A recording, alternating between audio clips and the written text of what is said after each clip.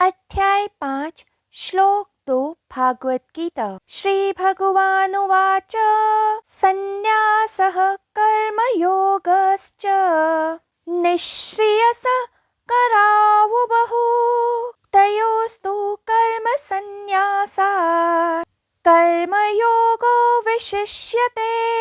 अनुवाद। इस श्लोक में योगेश्वर श्री कृष्ण अर्जुन को समझा रहे थे कि कर्म संन्यास तथा निष्काम कर्म दोनों ही परम को प्राप्त करने के मार्ग हैं, किंतु सुगम होने के कारण निष्काम कर्म साधक के लिए ज्यादा कल्याणकारी है। व्याख्या। योगेश्वर श्री कृष्ण इस श्लोक में अर्जुन से कह रहे थे कि कर्म संन्यास तथा कर्मयोग दोनों ही परम को उपलब्ध कराने के श्रेष्ठ मार्ग हैं, परंतु साधने में सुगम होने के कारण निष्काम कर्म साधक के लिए ज्यादा श्रेष्ठ है।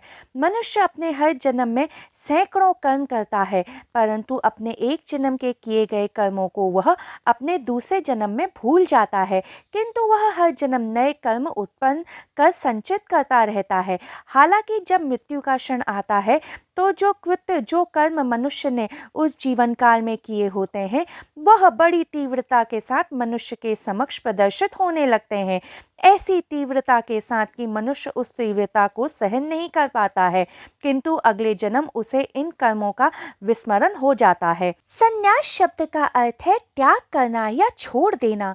कर्म संन्यासी का अर्थ है सांसारिक बंधन तथा सुख त्याग कर आध्यात्मिक साधना का मार्ग चुनना। कर्म संन्यासी एक त्यागी का वैरागी का जीवन है जो अत्यधिक कठिन है। यदि मनुष्य कर्म संन्यास का मार्ग चुनता है जैसा बुद्ध या महावीर ने चुना, तो उसे ज्ञात होना चाहिए उन कठिनाइयों के बारे में जिनका सामना बुद्ध तथा महावीर ने इस पथ पर चलकर किया। यदि एक कर्म संन्यासी को हर प्रयास करने के उपरांत भी परम ज्ञान प्राप्त न हो तो उसकी स्थिति क्या होगी। ना तो वह कर्म संन्यासी का कर्तव्य पूर्णतः निभा पाएगा, ना ही वह कर्मयोगी बन पाएगा। गौतम बुद्ध का सामना इस दुविधा से 6 वर्षों की कठोर साधना करने के बाद हुआ। उन्होंने वह सब कुछ किया जो मानवीय रूप से संभव था, यहाँ तक कि कुछ चीजें ऐसी भी जो मानवीय रूप से असंभव लगती थी, किंतु फिर भी वो आत्मज्ञान प्राप्त करने में सफल नहीं हुए। अंततः जब वह आध्यात्मिक साधना करते करते थक कर इतने कमजोर हो गए कि उनमें इतनी शक्ति भी नहीं बची कि वो निरंजना नदी को पार कर पाएं, तब उन्होंने एक पेड़ की शाख पकड़कर निरंजना नदी को पार किया।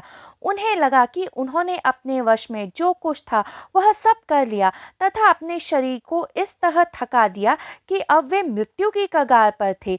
उसी क्षण उन्होंने निर्णय लिया कि या तो उन्हें आत्मज्ञान प्राप्त हो या फिर मृत्यु। लगातार 49 दिन के ध्यान के उपरांत एक पीपल के पेड़ के नीचे सिद्धार्थ को आत्मज्ञान प्राप्त हुआ और वे बुद्ध हुए। बुद्ध तथा महावीर जानते थे कि उनके लिए कर्म संन्यास का मार्ग ही सर्वश्रेष्ठ मार्ग है, या तो कर्म संन्यास या और कुछ भी नहीं।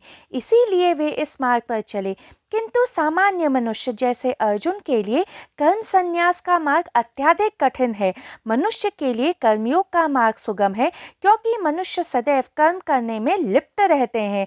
इस कारण योगेश्वर श्री कृष्ण ने अर्जुन को निष्काम होकर कर्म करने के रहस्य से पिछले अध्याय में अवगत कराया था कि यदि कर्म निस्वार्थ भाव से बिना उसके फल की प्राप्ति की आकांक्षा के किए जाएं तो वे निष्काम कर्म कहलाते हैं।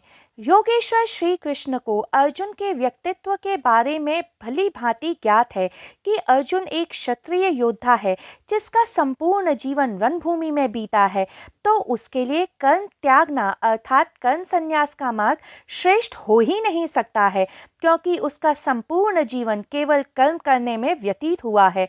तो कर्म की आकांक्षा का त्याग करना अर्थात निष्काम कर्म करना उसके लिए ज्यादा सहज रहेगा।